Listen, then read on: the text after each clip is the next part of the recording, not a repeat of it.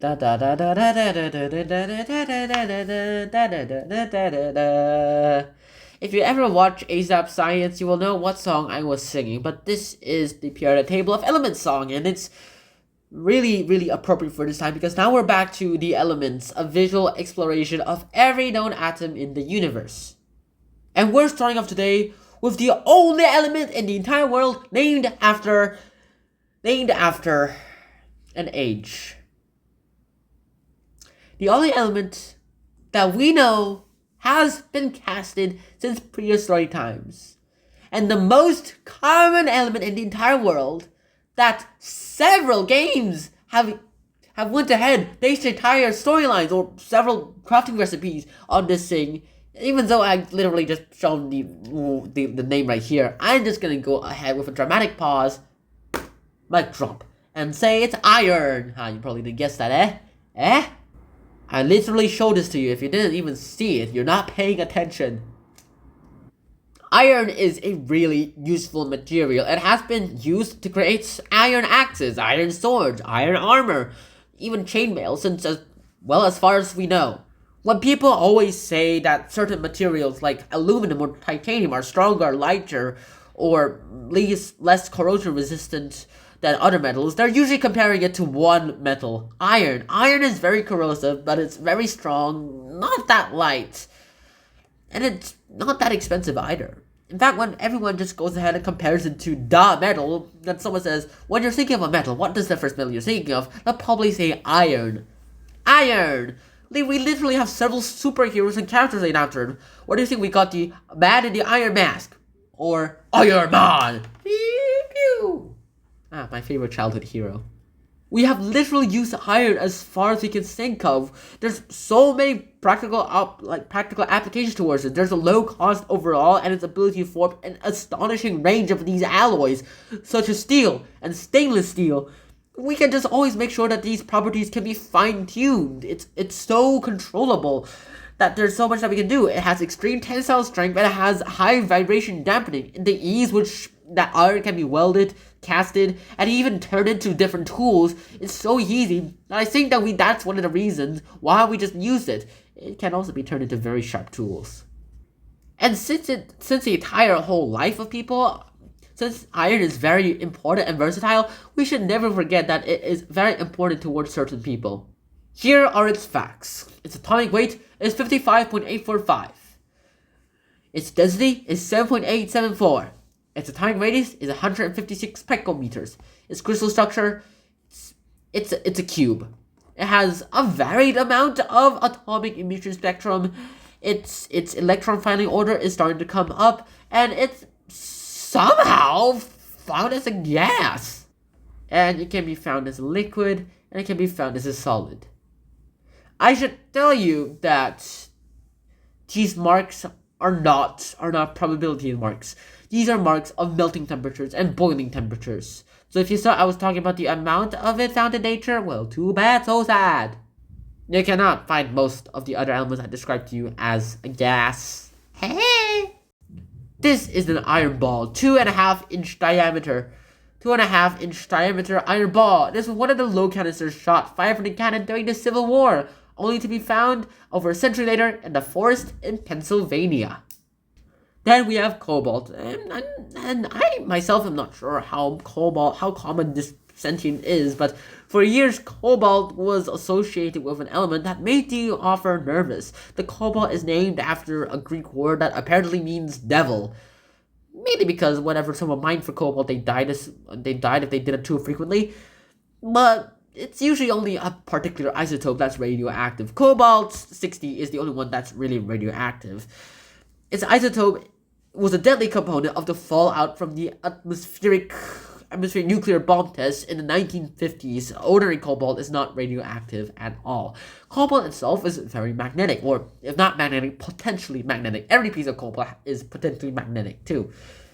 Aphiocondas of glass trinkets will know that the deep blue color of cobalt glass, you can use it everywhere from bottles to electrical insulators, and for some reason glass insulators exist from old telephone wires, power lines, and railroad signals. You can somehow collect them or just buy whoever's selling them on eBay. They offer a lot of stuff on eBay for its element collection. The blue color from cobalt put in glass is not just for decoration. It actually has a really good useful method. When sodium yellow light starts seeping out from, say, spectroscopic measurements, cobalt blue filters are used to block it out selectively, allowing other colors of light to come through. Cobalt and its neighbor nickel are very similar, in some ways more than other. I should mention that they're both magnetic. The atomic weight of cobalt is 58.9332. Its density is 8.9. Its atomic radius is 152 picometers. Its crystal structure is a hexagonic prison. Its electron filling order is starting to come up. Its atomic emission spectrum, it's starting to be a bit more varied. It's mostly as a gas at higher temperatures, and sometimes you can find it as a liquid, and sometimes you can find, most of the time you'll find it as a solid. Also, it does have a very low melting point. Next, we have nickel. Nickel! Wow! You might think that we use nickel in some things, like the nickel, the US coin, that's 5 cents. It actually is nickel inside the nickel. Nickel is widely used in coins, reflected by the fact that in the US there literally is a 5-cent coin named nickel, as I mentioned already. Pure nickel is everywhere in your life, other than the coins. If you're living in the US, you'll probably use them all the time. It's plated over the iron to keep it from rusting. You think it's pure iron there? No, nothing's pure iron here. Huge quantities are used to make automobile bumpers, and if you use automobile bumpers a lot, well, you'll probably see nickel a lot. Nickel itself is magnetic, and so you'll see them in bar magnets. If they're not using iron, then they're either using nickel or cobalt. Most likely nickel, because cobalt people have a superstition about the beings being very poisonous. Nickel itself is very stainless steel. It's a component of the stainless steels, along with other things like iron and one other element that I have forgot to mention. It is even a key ingredient in the nickel-iron alloys inside the superjet engines, the super alloys used in the jet engines.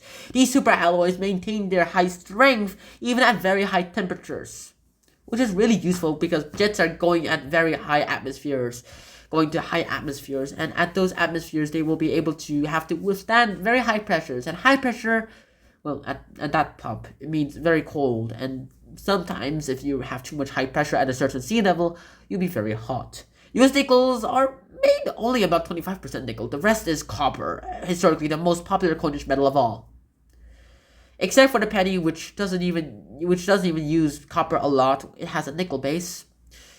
It really doesn't make a lot of sense to make a penny out of copper, because pennies cost 2 cents to make now, even though they're worth 1 cent. Obviously, that is a pretty big problem.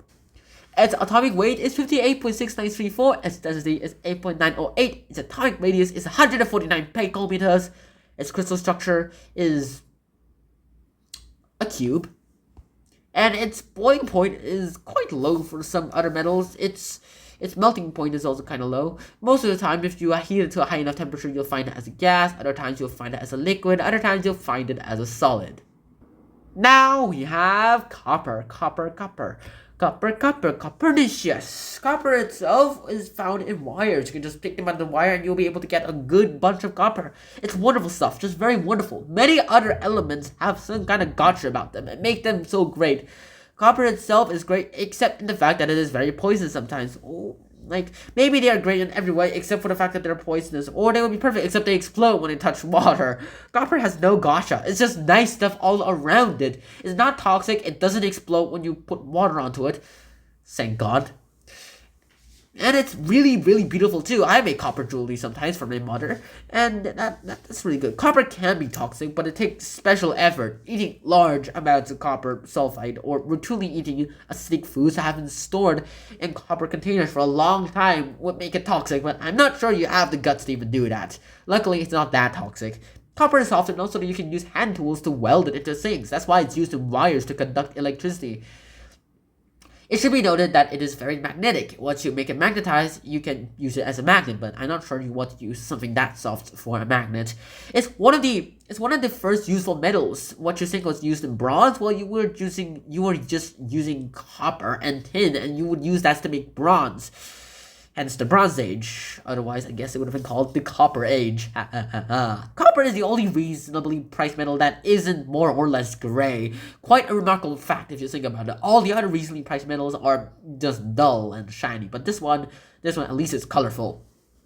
It's more gold-like than iron or silver-like. The only disadvantage is that it tarnishes slowly. While their gold remains bright forever at 600 times the price, the copper will just tarnish into a duller color. Also, it still takes time. It's very slow.